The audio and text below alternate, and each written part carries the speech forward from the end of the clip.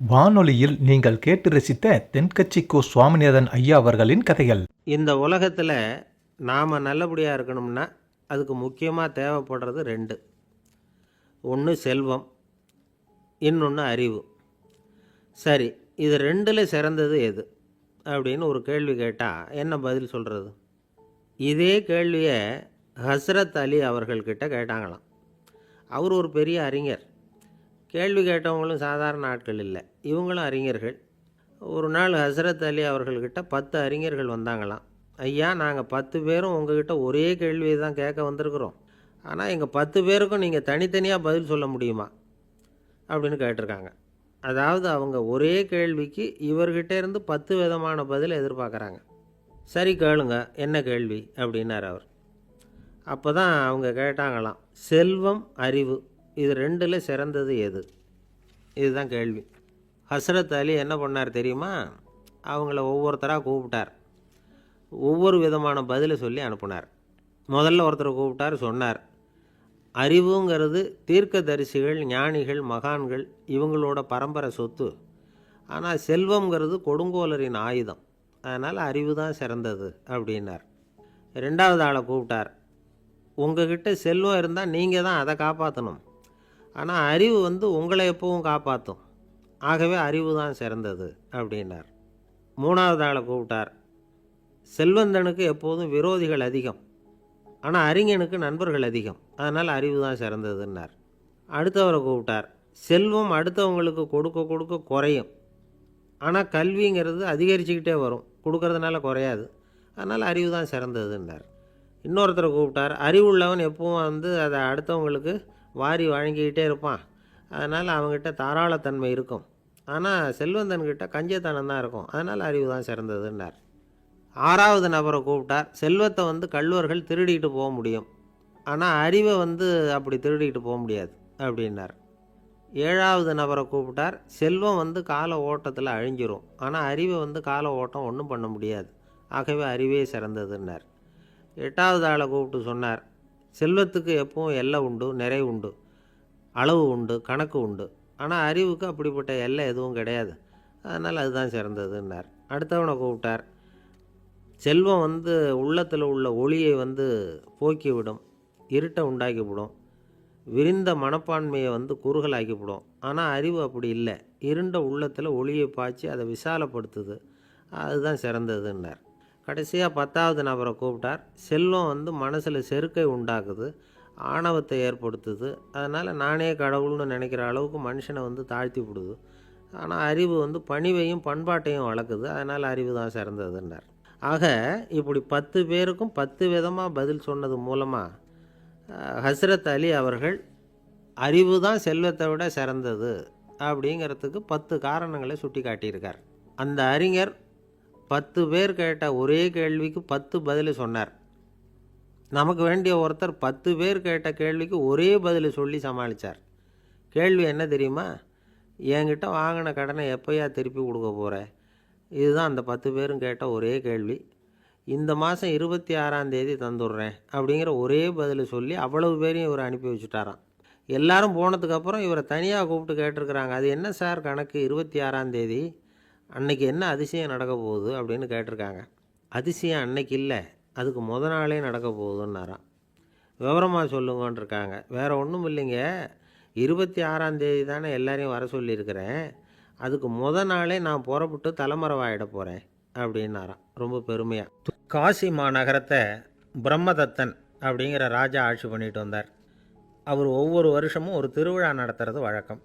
எல்லா தேசத்திலிருந்தும் எல்லா வகையான ஜனங்களும் அதில் கலந்துக்குவாங்க. ஒரு சமயம் அது மாதிரி விழா நடந்துக்கிட்டு இருந்தது. வைகுண்டத்திலேருந்து தேவலோகத்திலேருந்து நிறைய தேவகுமாரர்கள்லாம் காசி நகருக்கு அப்போது வந்திருந்தாங்க. அதில் முக்கியமாக ஒரு 4 தேவகுமாரர்கள். அந்த 4 பேரையும் சுற்றி ஏகப்பட்ட கூட்டம். அப்படி என்ன விசேஷம் அவங்கக்கிட்ட அப்படின்னா, மற்றவங்களை விட அவங்க முகம் அழகாக இருந்ததா அப்படி பார்த்தா அப்படியும் இல்லை. அவங்க அணிஞ்சிருந்த மலர் மாலைகள் தான் அதுக்கு காரணமாக. அந்த மலர்கள்லேருந்து அப்படி ஒரு அபூர்வமான நறுமணம். இதுக்கு முன்னாடி இப்படி ஒரு நறுமணத்தை அந்த ஊர் ஜனங்க அனுபவிச்சதே இல்லை. அதுதான் அந்த 4 பேரையும் சுற்றி கூட்டம். எல்லோரும் கேள்வி கேட்க ஆரம்பித்தாங்க. உடனே அந்த 4 தேவகுமாரர்களும் எல்லாருக்கும் தெரியும்படியாக வானத்தில் எழும்பி கொஞ்சம் உயரமாக நின்றுக்கிட்டாங்க. கீழே நின்றுக்கிட்டு இருந்த அரசன்லேருந்து ஆண்டி வரைக்கும் ஒருத்தர் பாக்கி இல்லாமல் ஒரே குரலில் எல்லாரும் அவங்கள பார்த்து, எங்களுக்கும் இது மாதிரி மாலையை போட்டுக்கணும்னு ஆசையாக இருக்குது, அதுக்கு நீங்கள் தான் அருள் பண்ணணும் அப்படின்னு கேட்டுக்கிட்டாங்க. மாலை போட்டுக்கிறதுனா எல்லாருக்கும் ஆசையாக தானே இருக்கும். அந்த 4 தேவகுமாரர்களில் ஒருத்தர் புத்தர் பிரான். அவர் சொன்னார், பூலோகவாசிகளே, நான் சொல்கிறத கொஞ்சம் பொறுமையாக கேளுங்க. கக்காரு அப்படிங்கிற கற்பக விருஷத்தின் மலர்களால் தொடுக்கப்பட்டது இந்த மாலை. இதுக்கு நிறைய சக்தி உண்டு. எந்த காலமும் இது வாடாது, வாசனையும் குறையாது. ஆனால் இதை அணிந்து கொள்கிறதுக்கு சில தகுதிகள் தேவை அப்படின்னார். என்ன தகுதி அது சொல்லுங்களேன் அப்படின்னு ஏக காலத்தில் எல்லாரும் சத்தம் போட்டாங்க. தீய இயல்புகள் உள்ளவங்க, இழிந்த சிந்தனை, இழிந்த செயல் உள்ளவங்க இந்த மாலையை அணிய முடியாது அப்படின்னார். அவ்வளோதான். கூட்டத்தில் சத்தம் போட்டவங்கள்லாம் மெதுவாக அப்படி அடங்க ஆரம்பிச்சிட்டாங்க. இன்னொரு தேவகுமாரன் சொன்னார், அடுத்தவங்க பொருளை அபகரிக்காதவன், அடுத்தவங்களுக்கு கெடுதல் பண்ணக்கூடிய பொய் பேசாதவன், பேராசையினால் கெட்ட வழியில் பொருள் ஈட்ட நினைக்காதவன் இந்த மாலையை போட்டுக்கலாம் அப்படின்னார். கூட்டத்திலிருந்து யாரும் முன்னுக்கு வரல. ஒரே ஒரு ராஜகுரு மட்டும் கொஞ்சம் முன்னாடி வந்தார். பெரியவர், படித்தவர் அவர். எனக்கு தகுதி இருக்குது அந்த மாலையை போட்டுக்கிறதுக்கு அப்படின்னார். வேறு ஒன்றும் இல்லை, பொய் சொல்லியாவது அந்த மாலையை வாங்கிக்குவோமே அப்படின்னு முடிவு பண்ணிட்டார் அவர். அவ்வளோதான், மாலையை வாங்கிட்டார். அடுத்த தேவகுமாரன் பேசினார். யாருக்கு திடமான அறிவும் மனமும் இருக்குதோ, யாருக்கு நல்ல காரியங்களில் அசையாத ஈடுபாடு இருக்குதோ, நல்ல அரிய பொருள்களை தனியாக தான் மட்டும் அனுபவிக்க விரும்பாதவர் யாரோ அவர் முன்னாடி வந்து இந்த மாலையை வாங்கிக்கலாம் அப்படின்னார். அந்த தகுதியும் எனக்கு இருக்குன்னார் ராஜகுரு. மாலையை வாங்கி போட்டுக்கிட்டார். இன்னொரு ராஜகுமாரன் பேச ஆரம்பித்தார். அறநெறியில் செல்வம் சேர்க்கணும், ஆடம்பர பொருள்களுக்கு அடிமையாகக்கூடாது, வெற்றி அடைஞ்சாலும் கர்வம் வரக்கூடாது, அப்படிப்பட்டவங்க இந்த மாலையை போட்டுக்கலாம்னார். துணிஞ்சு பொய் சொல்லி அதையும் வாங்கி கழுத்தில் போட்டுக்கிட்டார் இந்த ராஜகுரு. இன்னொரு ராஜகுமாரன் சொன்னார், சான்றோர்களை நிந்திக்காதவங்க, புறம் பேசாதவங்க இந்த மாலையை போட்டுக்கலாம்னார். அதையும் வாங்கி போட்டுக்கிட்டார். திருவிழா முடிஞ்சுது, எல்லோரும் திரும்பி போயிட்டாங்க. மறுநாள் ராஜகுரு 4 மாலைகளையும் போட்டுக்கிட்டு ராஜசபைக்கு வரார். வந்தவர் ரொம்ப அவஸ்தையோடு வர்றார். மாலையெல்லாம் வாடி போயிட்டுது, வாசனை எதுவும் கிடையாது. அது மட்டும் இல்லை, அவருக்கு கடுமையான தலைவலி வேறு வந்துட்டுது. துடிச்சு போயிட்டார். மாலையை கழட்டவும் முடியல. ஜனங்கள்லாம் அவரை பார்த்து சிரிக்க ஆரம்பிச்சிட்டாங்க.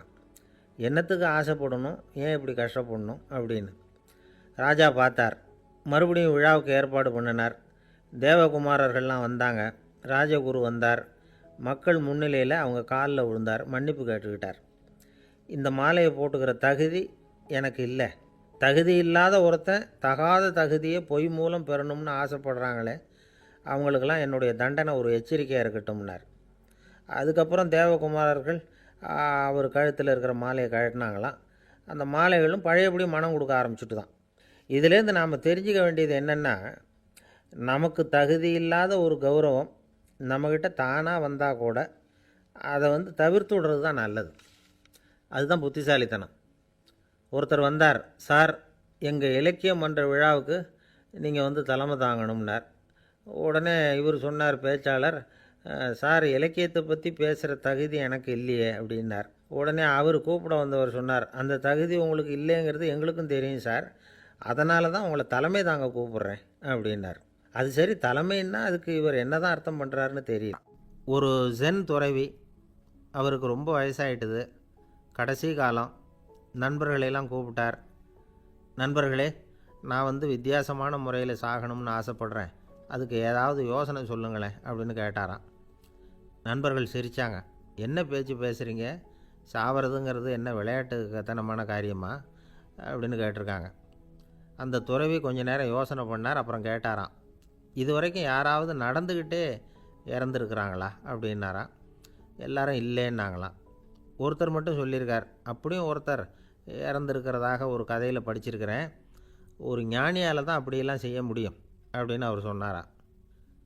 சரி, அப்படின்னா அந்த முறை நமக்கு வேணாம், நின்றுக்கிட்டே யாராவது உயிரை விட்டுருக்காங்களா அப்படின்னு விசாரித்தாராம். அப்படியும் ஒருத்தர் இறந்துருக்கிறார் அப்படின்னாங்களாம். மறுபடியும் அந்த துறவி யோசனை பண்ணியிருக்கிறார். ஏதாவது வித்தியாசமான முறையில் நாம் போகணும் அப்படிங்கிறது அவருடைய விருப்பம். மனிதன் எப்படி வாழ்கிறானோ அப்படி இறப்பது தான் நல்லது. சரி, யாராவது தலைகீழாக வந்து யோகம் செய்யும் நிலையில் இறந்துருக்குறாங்களா அப்படின்னு விசாரித்தாராம். நண்பர்கள் சிரித்தாங்க. தலைகீழாக நின்னபடி இறந்ததாக நாங்கள் கேள்விப்பட்டதே இல்லை, அது முடியாத காரியம் அப்படின்ட்டுருக்காங்க. இப்போ அந்த துறவிக்கு திடீர்னு உற்சாகம் வந்துட்டுது. உடனே எழுந்திரிச்சார், தலைகீழாக நின்னார், அப்படியே உயிரை விட்டுட்டார். அவ்வளோதான். அந்த மடாலயத்தில் ஒரே குழப்பம். எப்படி அவரை கீழே இறக்கி படுக்க வைக்கிறது அப்படின்னு புரியல. இப்படி உயிர் விடுறதை பற்றி அவங்க இது வரைக்கும் கேள்விப்பட்டதும் இல்லை. உண்மையிலேயே வந்து இவர் வந்து இறந்து தான் போனாராங்கிறதும் தெரியல. சோதித்து பார்த்தாங்க. இதய துடிப்பு, நாடி துடிப்பு எல்லாம் நின்று போயிருந்தது. இவர் எப்பவும் இப்படி தான், என்ன பண்ணுறது இப்போது அப்படின்னு சொல்லி எல்லோரும் குழம்பிக்கிட்டு இருக்கிற சமயத்தில் ஒரு பெரியவர் யோசனை சொன்னார்.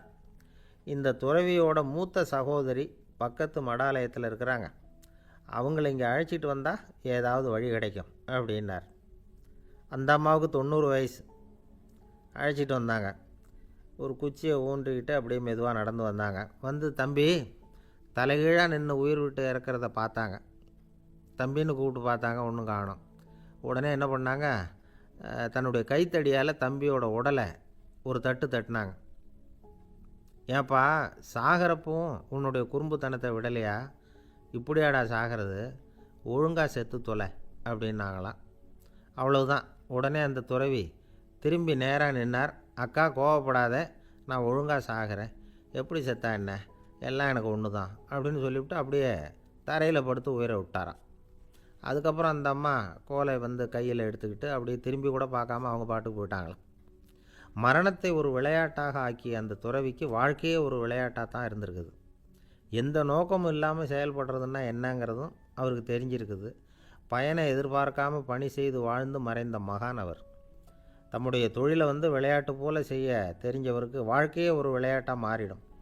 எல்லாமே விளையாட்டாகி விடுகிற போது மரணமும் விளையாட்டாகிவிடும் அப்படிங்கிறது தான் அந்த தத்துவம். ஆனால் அதுக்கு முன்னாடி உங்களுக்குள்ளே இருக்கிற உண்மையான நடிகனை வந்து நீங்கள் அடையாளம் கண்டுபிடிக்கணும். நீங்கள் நடிக்க வேண்டியதே இல்லை, நீங்கள் ஏற்கனவே நடிச்சுக்கிட்டு தான் இருக்கிறீங்க. நீங்கள் இந்த உண்மையை தெரிஞ்சுக்கணும், அவ்வளவுதான். இதுதான் ஞானிகளுடைய கருத்து. நீங்கள் தெருவில் நடந்து போயிட்டுருக்கிறீங்க, எதிரில் வர்றவர் உங்களை பார்த்து எப்படி இருக்கிறீங்கன்னு கேட்குறார். நல்லா இருக்கிறேங்கிறீங்க. உண்மையிலேயே நாம் நல்லா இருக்க மாட்டோம், ஏதாவது உடம்புல கோளாறு இருக்கும். ஆனால் அப்படி சொல்லுவோம், நல்லா இருக்கிறேன் அப்படின்னு. அது நடிப்பு தானே. உங்களை சந்தித்ததில் ரொம்ப மகிழ்ச்சி அப்படின்னு சொல்கிறோம். உடனே கொஞ்சம் நிதானமாக யோசித்து பாருங்கள், உண்மையிலேயே உங்கள் மனசு மகிழ்ச்சி அடைஞ்சுட்டுதா? அது நடிப்பு தானே. வாழ்க்கையை சரியாக புரிஞ்சுக்கிட்டால் எல்லாமே நடிப்புங்கிறது புரியும். கல்யாண பத்திரிக்கை அனுப்பியிருந்தேனே, ஏன்டா வரலன்னு கேட்டான் ஒருத்தன். வந்திருந்தேனே அப்படின்னானா இவன். டேய், ஏன்டா போய் சொல்கிற, நான் பத்திரிக்கையே உனக்கு அனுப்பலையே அப்படின்ட்டுருக்கான் அவன். அதுக்கு இவன் சொன்னானா, பத்திரிக்கை அனுப்புனேன்னு நீ போய் சொல்கிறப்போ கல்யாணத்துக்கு வந்தேன்னு நான் போய் சொல்லக்கூடாதா அப்படின்னானா. இல்லை, ஒரே ஒரு ஊரில் ஒரு ராஜா இருந்தார். அவர் பேரில் மக்களுக்கு ரொம்ப மரியாதை. அவ்வளவு நல்லா ஆட்சி புரிஞ்சுக்கிட்டு வந்தார். அவருக்கு வயசாகிட்டுது. அதனால் ஒரு நாள் அமைச்சரை கூப்பிட்டார். இதை பாருங்கள், எனக்கு வயசாகிட்டுது, அதனால் இந்த அரச பொறுப்பையெல்லாம் நீங்கள் ஏற்றுக்குங்க அப்படின்னார். அதுக்கப்புறம் ராணியை கூப்பிட்டார். வா, நாம் இனிமேல் இங்கே இருக்க வேணாம், காட்டுக்கு போய் தவம் பண்ணலாம் அப்படின்னு கூப்பிட்டார். இந்த செய்தி மக்களுக்கு அறிவிக்கப்பட்டது. மக்கள் உடனே கூட்டம் கூட்டமாக அரண்மனைக்கு வர ஆரம்பிச்சிட்டாங்க. மன்னரை போய் பார்க்குறாங்க. அரசே, தாங்கள் வந்து எங்களுக்கு தந்தை மாதிரி. நீங்கள் காட்டுக்கு போயிட்டால் நாங்கள்லாம் இங்கே எப்படி இருக்க முடியும்? எங்களுக்கெல்லாம் எந்த துன்பமும் இல்லாமல் பார்த்துக்கிட்டு வர்றீங்க.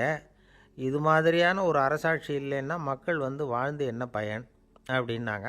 இருந்தாலும் என்ன பண்ணுறது, வயசாயிட்ட காரணத்தினால இந்த முடிவுக்கு வர வேண்டியிருக்குது அப்படின்னாரா ராஜா. அப்படின்னா நீங்கள் காட்டுக்கு போக வேணாம், நாங்கள் போகிறோம்.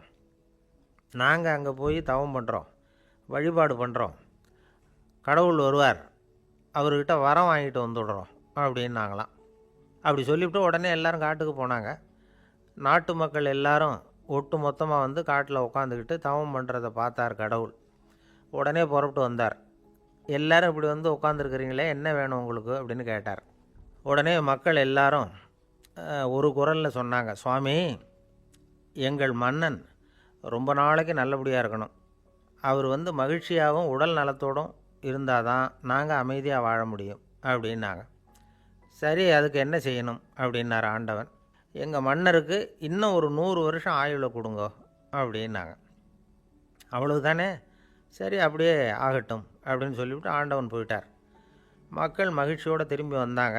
மன்னா, கடவுள் வரம் கொடுத்துட்டார், நீங்கள் 100 வருஷம் வாழ போகிறீங்க அப்படின்னாங்க. இதை கேட்டதும் ராணி ராஜாவை வணங்கி நான் தவம் செய்ய போகிறேன் அப்படின்னு புறப்பட்டாங்க. உடனே மக்கள் என்ன நினச்சாங்க தெரியுமா? ஐயோ, நாம் ராஜாவுக்கு மட்டும்தானே நீண்ட ஆயுள் வேணும்னு வரம் வாங்கினோம், ராணிக்கு வாங்கலையே, அதுதான் கோபத்தில் புறப்பட்டாங்க போல இருக்கு அப்படின்னு நினச்சி வருத்தப்பட்டாங்க. ஆனால் ராணி நினச்சது அது இல்லை. ராணி போய் தவம் பண்ணாங்க, கடவுள் காட்சி கொடுத்தார். இவங்க கேட்குறாங்க, சுவாமி, ராஜாவுக்கு மட்டும் 100 வருஷம் ஆயுள்னு வரம் கொடுத்துட்டீங்க, அப்படின்னா குடிமக்களும் 100 வருஷம் இருக்கணும். இப்படிப்பட்ட குடிமக்கள் இல்லைன்னா அப்படிப்பட்ட அரசன் இருந்து என்ன பிரயோஜனம் அப்படின்னாங்களாம். ஆண்டவன் பார்த்தார், சரி, அவங்களும் 100 வருஷம் வாழ்வாங்க, அது மட்டும் இல்லை, நீயும் 100 ஆண்டு காலம் வாழ வரமளிக்கிறேன் அப்படின்னு சொல்லிவிட்டு மறைஞ்சிட்டார். இதில் ஆண்டவன் வர்றதும் மறையிறதும் முக்கியம் இல்லை. இதில் கவனிக்க வேண்டியது ஆள்கிறவனின் விசால மனம், குடிமக்களின் விசால மனம், ஆள்கிறவன் மனைவியினுடைய விசால மனம். இப்படி ஒரு நாடு இருந்துட்டுதுன்னா எப்படி இருக்கும் வாழ்க்கை நினச்சி பாருங்கள். அதனால தான் பெரியவங்கள்லாம் சொல்கிறாங்க, இதய வாசல் திறந்தே இருக்கணும், இதயத்தின் கதவுகளை மூடாதீங்க அப்படின்னு சொல்லுவாங்க. என்கிட்ட ஒருத்தர் சொன்னார், என்னுடைய இதய வாசல் எப்போவும் திறந்தே தான் இருக்குதுன்னார். எதனால் அப்படி சொல்கிறீங்க அப்படின்னு கேட்டோம். டாக்டரே சொல்லிவிட்டார், என்னுடைய இதயத்தில் ஒரு ஓட்டை இருக்குது அப்படின்னு, வால்வு சரியில்லையா அப்படிங்கிறார். துருக்மேனியாவில் அஷ்காபாத் அப்படின்னு ஒரு நகரத்தில் ஒரு புவியியல் விஞ்ஞானி இருந்தார். அவர் ஒரு நாய்க்குட்டி வளர்த்தார். ஒரு நாள் முன்னிரவு நேரம் ஒரு மேஜைக்கு முன்னாடி உட்காந்து அந்த விஞ்ஞானி ஏதோ கணக்கு போட்டுக்கிட்டு இருக்கிறார். அவருக்கு ஒரு சின்ன பெண் குழந்தை, அது தொட்டிலில் தூங்கிட்டு இருக்குது. அந்த நாய்க்குட்டியும் ஒரு மூலையில் படுத்து அது பாட்டுக்கு தூங்கிட்டு இருந்தது. ஒரே அமைதி. அந்த நேரத்தில் திடீர்னு அந்த நாய்க்குட்டி துள்ளி எழுந்திரிச்சிது. நேராக குழந்தைகிட்ட ஓடிச்சு. அந்த குழந்தைய அது போட்டிருந்த ட்ரெஸ்ஸோடு சேர்த்து கவ்வி தூக்குச்சு. தூக்கிக்கிட்டு வாசல் பக்கம் ஓடிச்சு. நாய்க்குட்டி குழந்தைய கவ்வி தூக்க முடியுமாங்கிற சந்தேகம் உங்களுக்கு இல்லையா? நீங்கள் நம்ம ஊர் நாய்க்குட்டியவே பார்த்து பழக்கப்பட்டிருக்கீங்க, அதனால் நம்புறதுக்கு சிரமமாக இருக்கும். அந்த ஊர்லெலாம் அது ரொம்ப ஸ்ட்ராங்காக இருக்கும், ஒரு ஏதோ கண்ணுக்குட்டி மாதிரி இருக்கும். விஞ்ஞானி அதை பார்த்துட்டார். உடனே அந்த நாய்க்கு வெறி பிடிச்சிட்டுதுன்னு முடிவு பண்ணிவிட்டு தன்னோட கை துப்பாக்கி எடுத்துக்கிட்டு ஓடி வந்தார். அவர் வெளியில் நாய்க்குட்டி எங்கே அப்படின்னு பார்த்து தேடுறார். அந்த நேரத்தில் அந்த வீடு இடிஞ்சு விழுது. காரணம் பூமி அதிர்ச்சி. இப்படி பூமி அதிர்ச்சி உண்டாக போகுதுங்கிறது அந்த நாய்க்குட்டிக்கு முன்னாடியே தெரிஞ்சு போச்சு. அதுதான் குழந்தைய தூக்கிட்டு வெளியில் ஓடி வந்திருக்குது. அது மூலமாக அந்த குடும்பத்தையே காப்பாற்றிருக்குது அந்த நாய்க்குட்டி. இந்த சம்பவம் நடக்கிறதுக்கு 3 நாளைக்கு முன்னாடியே சில பிராணிகளுக்கு இப்படி நடக்க போகுதுங்கிறது தெரிஞ்சிருக்குதான். ஆமாம், அந்த நகரத்தில் 3 நாளைக்கு முன்னாடியே பாம்பு, பல்லி இதெல்லாம் அது தங்கியிருந்த வலையை விட்டு வெளியில் ஓடி வந்துட்டுது. அதே மாதிரி அங்கே இருந்த புறாவெல்லாம் பறந்து போயிடுச்சான். இதே மாதிரி யுகோஸ்லோவியாவில் கூட ஒரு நகரம், அங்கே ஒரு நாள் ராத்திரி ஒரு மிருக காட்சி சாலையில் திடீர்னு ஒரு பெரிய கலவரம், கூச்சல், குழப்பம். அங்கே இருந்த கழுதை, புலி, யானை, பறவை எல்லாம் கண்ணாபின்னான்னு கத்த ஆரம்பிச்சுட்டுது. நேர் யானை அதுக்குன்னு போட்டிருந்த தடுப்பையே தாண்டி குதித்து வெளியில் வந்துட்டு தான். மறுநாள் தான் எல்லாருக்கும் விஷயம் புரிஞ்சுது. அடுத்த நாள் காலையில் அங்கே பூமி அதிர்ச்சி உண்டாயிட்டுது. இப்போ பாருங்கள், அதாவது மனுஷனை போய் தீர்க்கதரிசி அது இதுன்னு சொல்லிகிட்டு இருக்கிறோம், இவனை விட அது பரவாயில்லைன்னு தோணுது. அதாவது மிருகங்கள் ஒன்று நடக்க போகுதுங்கிறத முன்னாடியே புரிஞ்சுக்குதே. சரி, இதெல்லாம் எப்படி அது முன்கூட்டி புரிஞ்சுக்குது? அதுதான் படைப்பு ரகசியம். அதை கண்டுபிடிக்கிறதுக்கு தான் மனுஷன் ஆராய்ச்சி பண்ணிகிட்டு இருக்கிறான். விஞ்ஞானிகளோட ஆராய்ச்சியெல்லாம் ஒரு பக்கம் இருக்கட்டும், வீட்டுக்குள்ளேயே சில ஆராய்ச்சி பண்ணி பாருங்களேன். இப்போ சில யோசனை சொல்லி அதை சோதனை பண்ணி பாருங்க அப்படின்னு ஒருத்தர் சொன்னாராம். அதாவது இப்போ மழை வருமா வராதா அப்படின்னு தெரிஞ்சுக்கணுமா, உடனே ஒரு பூனைக்குட்டி பின்னாடியே மெதுவாக போய் அது என்ன செய்யுதுன்னு கவனித்து பார்க்கணும். பூனைக்குட்டி தன்னோட பாதத்தினால சுகத்தில் அப்படி கீறிக்கிட்டு இருக்கும். அப்படி கீறினா கண்டிப்பாக மழை வரும். சில சமயம் பூனைக்குட்டி அப்படியே மல்லாந்து படுத்துக்கிட்டு பாதத்தை உயர தூக்கும், அப்படியும் எப்படியும் புரளும். இப்படி செஞ்சதுன்னா அன்னைக்கும் மழை இருக்காது. அதனால் முன்னாடி இருந்தது மழை வர்றதுக்கு அறிகுறி, இது மழை இல்லைங்கிறதுக்கு அறிகுறி. பறவைகள், பிராணிகள் இதுகளோட நடவடிக்கைகளை பார்த்துட்டு அதையெல்லாம் அடிப்படையாக வச்சு தான் காலநிலையை கண்டுபிடிக்கிற கருவிகளை கண்டுபிடிச்சிருக்கிறாங்க. வாத்து இருக்குல்ல, சில சமயம் தன்னோட அழகை தன்னோட இறகுகளில் அப்படியே புதைச்சிக்கும். அப்படி செஞ்சால் குளிர்காலம் வரப்போகுதுன்னு அர்த்தம். பருவநிலை குளிராக மாறப்போகுதுங்கிறதுக்கு இதுதான் அறிகுறி. சிட்டுக்குருவி இருக்குதுல்ல, அதெல்லாம் புழுதியில் உழுந்து புரளும், சிறகுகளை படபடன்னு அடிச்சுக்கும். அப்படி செஞ்சால் மழை வரப்போகுதுன்னு அர்த்தம். ஒன்று மட்டும் நாம் நல்லா தெரிஞ்சுக்கணும், இயற்கையின் சீற்றம்னு சொல்கிறோம் இல்லையா, இயற்கை ஏன் நம்ம மேலே கோவப்படுது? இயற்கையை நாம் அனுசரித்து போகிறதில்ல, அதனால் கோவப்படுது. காடுகளை அழிக்கக்கூடாது, விலங்குகளை கொல்லக்கூடாது, இயற்கை ஏற்படுத்தி வச்சுருக்கிற சமநிலையை கெடுக்கக்கூடாது. அதை புரிஞ்சுக்கிட்டு வாழ்ந்தோம்னா பூமியும் நடுங்காது, நாமளும் நடுங்க வேண்டிய அவசியம் இருக்காது. ஒருத்தர் இருந்தார், சாராய கடைக்கு போனாராம், நிறைய சாப்பிட்டார். அப்புறம் சொன்னார், இது ரொம்ப அற்புதமான சரக்கு போல் இருக்குது, உள்ளே போன உடனே இந்த பூமியே நடுங்கிறது மாதிரி இருக்குது எனக்கு அப்படின்னாராம். இதுக்கு கடைக்காரர் சொல்லியிருக்கார், நீங்கள் சாப்பிட்டது வெறும் பச்சை தண்ணி தாங்க, இப்போ ஏற்பட்டிருக்கிறது நிஜம் பூமி அதிர்ச்சி அப்படின்னாராம்.